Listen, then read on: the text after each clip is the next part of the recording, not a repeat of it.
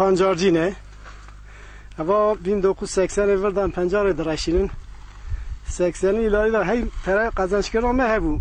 Ama bu ne 10 سال hani hem باشه جاره دیندار داد که این جاره مازوت بهای توربا گوری در کدیا 6 هفته میلیون در باز کریه ایشچی بهای مازوت zaten benzin yarışmıştı be. Yani kazanca metne evi mecbur meslek başkan bıkıntın çiftçine mecbur gel ki ekini bıkın. Emlak evi ekini dikin kazanca metne ve kamil çabuk bıkın başka alternatif mecitune. Kanalime o sontaşime o cağime avame pare. Ama kazanç vakti tine ve tişkiyem destem elmen nagerim tişki bıkın. Yani Alternatif genin draşının aynı fiyatını. Mısır draşının aynı.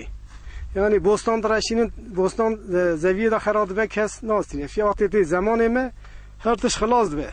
Doğu güney doğu. Tabi batı vakti ilk derti ferivan orun bostanı orun peret ki kazançtıkın. Te sıra doğu tiştek namine yani kazancı oytune. Bu hem zor durmaydı, pır zor durmaydı. Herhangi alternatif ürünek mer örnek giriyor. Hayal ha. Ama jver şunda lazut davidi lazut çayni. Mesela par lazut neraşan ev tune bu.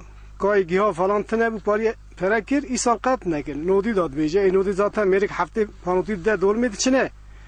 Mazut aviye, gübraviye, hasabiye vakti dikin tişte namine çiftçira.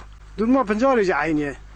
Pencar hiç bir xerat yani. Pencar دولم سه چهار فیات سده طبعا فیات بار ایسالیه بلی نبیه که چه بده چه قابله 10 قرشه یا دولم چهار بیلمدن 5 اوی مصرف خو گبرا خو ایشچی و مازوتی در ناخه عرض کیرا 8 میلیون دلم عرضی اوی ان از گرگش هفته نکه وقتی هفته که ذاتا آنجا خو خلاص که مخلاص نکه یعنی این لاگره که چک düşünmüş bu alternatife geçmiş çiftçiler derke yan fiyat zede ki mazot ana göre çiftçiye para düşük sayıkın başka çare çiftçi tüne